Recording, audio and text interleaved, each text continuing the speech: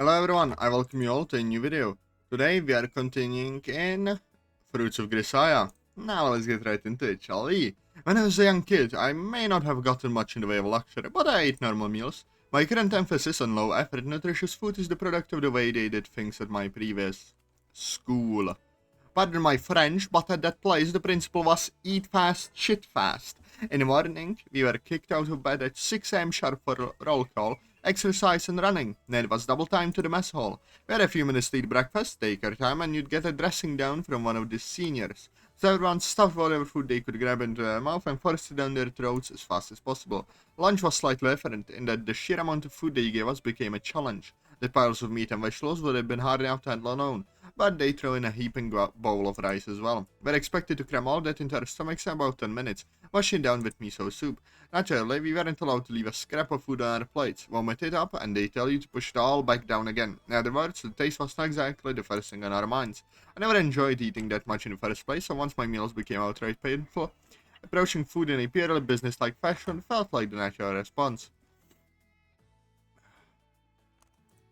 Nothing but rice and beans for lunch might seem sad to Amane, but I'm not fighting my friends for a can of food. I've got fruit as dessert. By my standards, this is a high-class, elegant meal. I mean, you're always making this face that just screams, I'm only eating because I have to. Can we do something about that? If my face is putting you off for your food, I suggest you don't look at it. Geez, you're such a wet blanket. Your beautiful big sis is offering to make your lunch, so this is the part where you stop being stubborn and say thanks. Not now. Nothing. Yeah, you're right about this one. Sorry. What? You're going along with it? This is a little freaky. Well, can't hurt to play along once in a while. To tell the truth, I had a similar discussion in the past with another pusher woman, ended up turning into an outright fight. A certain busybody German had this habit of coming to the mountain cabin where I lived with my master, mainly to subject us both to shrill nagging sessions. She'd barge in, clean up without even asking permission, make food nobody asked for, and then leave just as quickly. I think the woman must have gotten sick pleasure out of it. One day in particular, I got pretty indignant when she put away some book I was in the middle of reading, and I firing of the line, "You're not my damn mom," with predictably unpleasant results. Well, it wasn't exactly the first time we'd fought, and it's true that I found her incessant meddling annoying, so she told her as much serious mistake. The woman in question, already a full-grown adult, spat out the supremely childish words, "Fine, see if I care."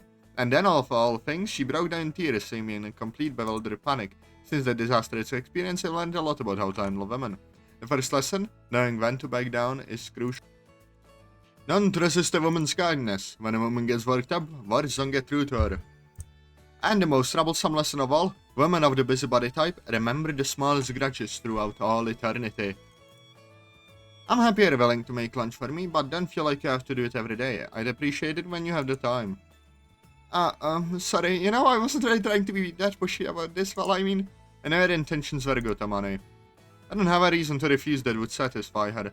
Not one I can bring up here at least, and I am not looking to make the atmosphere in the class very awkward over something like this. As for Amane, I don't know how she interpreted my sudden change of tune, but she sounds downright contrite about her aggressiveness. We're both being mature about things all of a sudden. Guess the two of us are still capable of being reasonable with each other. Probably a good sign.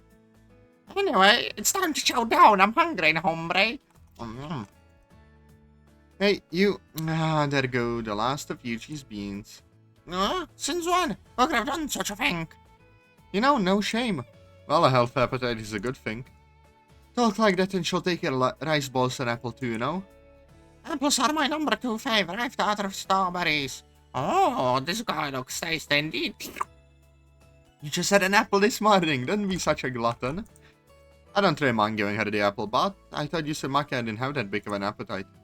Well, I guess it'd be better to say her eating habits are total unbalanced. She won't eat at all for a while, but when she does, she'll pack away 3 meals at once. Sounds like a bit of an exaggeration. I replied on Maki and I said with a thumb.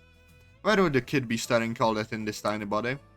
I had the same thought, but it's a fact. Some nights she'll polish off a huge dinner. Sorry for all the interruptions, just today's not a good recording day. So yeah, let's continue.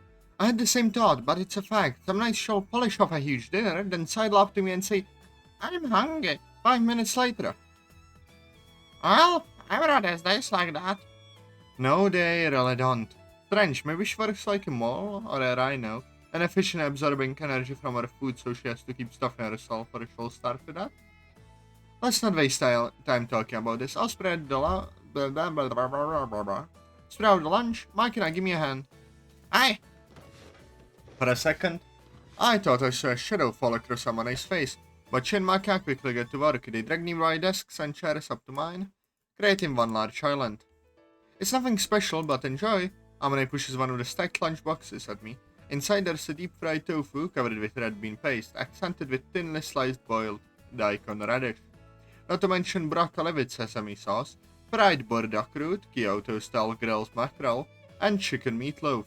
Together they make an amazingly well-balanced and elaborate meal. Holding back at this point would be downright rude. I finger for the food and extend my chopsticks to a sliced daikon radish. Onyx cooking is somewhat light on the seasoning.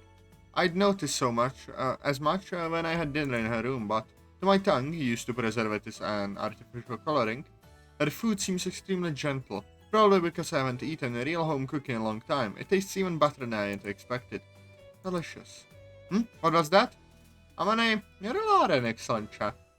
I told you so. Amane is the best, right? Well, I was born into a family of cooks and all. Didn't you already eat my cooking just the other day? Yeah, true. The dinner in the room was a simple stew and the main ingredients were just some off-the-shelf fish products, so there weren't any real surprises. But this meal has the vaguely nostalgic essence of home cooking. The taste calls up faded memories of the meals my mother served me. Honestly, it's a bit of an emotional jolt. My mom used to say, I don't care if you turn out stupid or plain-faced, but you're gonna learn to make food.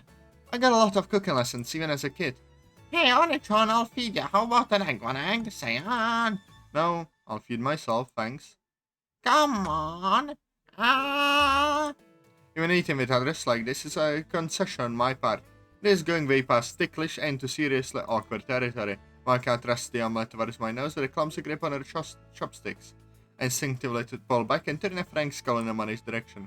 Hey, Amane, do something about this girl, or so my glance was intended to convey. But instead, Amane bites her lower lip lightly and an irrepressible smile spreads across her face, grabbing a kinpira burdock root with her chopsticks. She presses it towards my face, which I turned away from Makina's attack.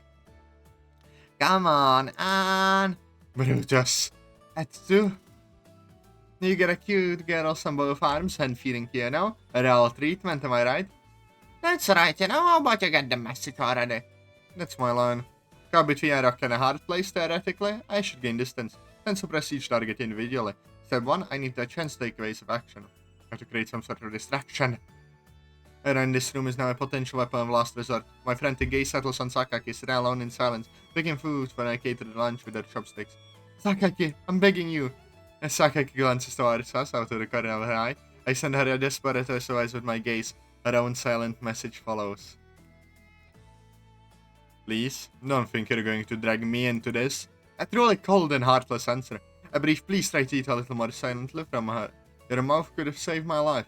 And you abandoned me? Is this the way Mihama Academy's management treats its students? I've just witnessed with my own eyes the tragic moment. Long years rusting in a superpower's umbrella. Forbidden from developing a military. Still shedding blood and sweat in defense of our nation, all come to naught. Sacchi, my friend and ally. In the end, was I nothing to you but a shield against the menace of Amane and Makina? A sacrifice to suffer in your place when the time came? Ugh. No reason to despair, Yuji. From the start you were a mere pawn in the great game, a dog, kept alive on the whims of your masters, and you threw away the right to expect mercy from God a long time ago. Then you know as much? It's too late now to think of the national interest. All that's left to me is to embrace this moment of reckoning. Endure the unendurable, suffer the insufferable, find the cool serenity of still water. Is this annoying to you? What? Getting pushed into my little games and all. May you think it's a pain in the ass? May you just want me to leave you alone? Maybe it's incredibly annoying. But this is the only thing I can do right now. I can't think of any other way. I don't know about your past, and if I did, I can do anything about it. Or I offer you hollow sympathy, which I want.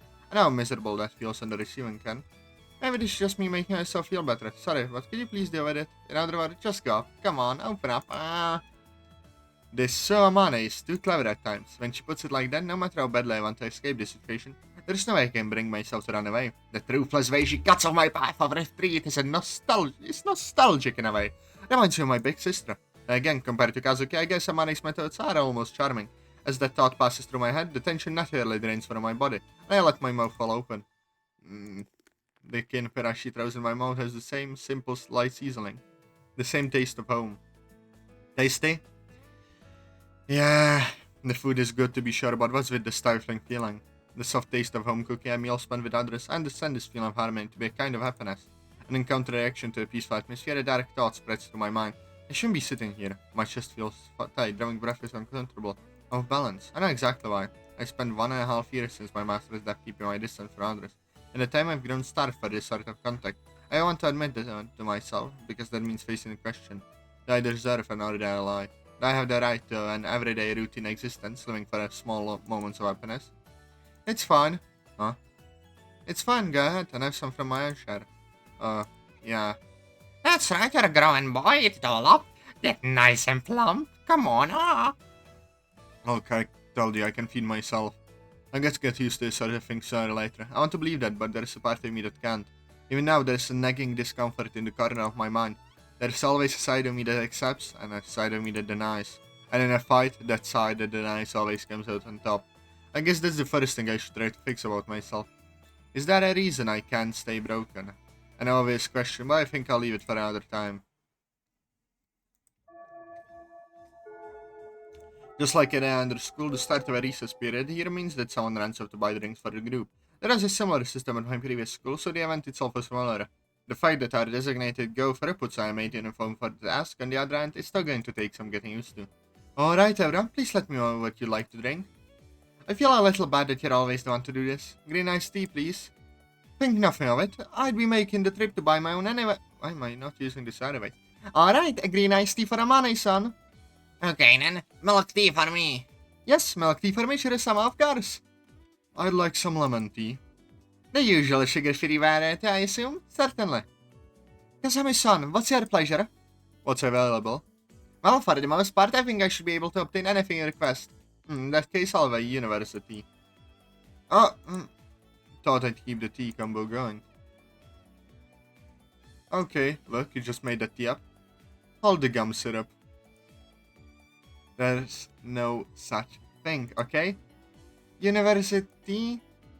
Okay, look, Sachan, the way you really try hard to understand everything you're told is a strength of yours, but sometimes it's also a weakness, you know? And you, Yuji, you know Sachan takes everything seriously, so don't confuse her with stupid jokes. I'll go with synchronicity. Now look what you've done. Now the dim-witted copycat's doing it too. True, my bad. But when you offer me anything, I think it's unlikely to want to explore the limits. Okay, then I'll go with water. Make mine non-carbonated. Non-carbonated, is it? In other words, he just wants mineral water. Ah, certainly, now I understand. How about Maki-chan? I'll take some milk. Make mine non-carbonated. Milk isn't carbonated in the first place, and what the heck was with that attempt at a cool guy voice? It's my Oni-chan impression. Not a problem. Her impression is bizarre and nothing she's saying makes any sense. I'm at a real loss. Where do I even begin? Why the glare in my direction? This is all your fault, that's why. In other words, normal milk would be acceptable? Yeah, get me the taste test one. The taste test milk? Certainly. I'll be on my way then. Please excuse me. With those words, Sacchi picks up the hammer with a skirt and bows us, then quietly leaves the classroom. Seriously, what a pain. Maki has been imitating Yuji in anything and everything lately. Well, this girl's always been easily influenced, like that palm of ours. Hate to say it, but she picked that up from you, Amane. I'm not full-mouthed, okay? I'm just the type to say what I'm thinking, instead of stewing it over forever. Yes, and as she's telling you, that was a bad influence on the girl. Not to say that a little foul language strikes me as much of a problem. And yeah, compared to how she was at first, I think this improving. Sort of, maybe. Was the girl even worse when she arrived here? That's not it, it's just, let's see. She used to be a lot quieter. Meek as a kitten, really. Didn't take to anyone, didn't talk to anyone, spent all her time playing with dolls by herself. Huh, geez, I'm gonna bring up ancient history here. And there's a thing for two in their past they want to understand about, and if they're attending a school like this, merely touch on the subject is probably enough to make some old wounds ache. There seems to be an established principle of mutual last time when it comes to these sort of spots. Our conversation shifts fairly smoothly away from the details. Well, the point is, compared to the fragile machina we used to know, the current edition is an improvement. I don't feel like you've changed that much myself. No, but you've inserted eating tofu lately. Tofu? This girl is a ridiculously picky eater, you know? She only eats the stuff she likes, and she only likes bread and fruit. It was a real pain getting her to eat anything else, but all of a sudden she got a lot of better trying new things. Discuss on it, Chan. Having favorite foods is fine, but don't reject something you haven't tried. At least eat some before you decide to eat it. Yeah, the man says. Experience is the most useful possible form of knowledge, a precious privilege served for those who manage to stay alive. Sometimes the most instructive memorable lessons of all come from the deaths of your comrades. And we will end it at this point. I know, shorter video, but I'm just drained today, I'll be honest. So yeah, I hope you enjoyed the episode. Press like, comment, subscribe, join Discord, and I love you all. Bye bye.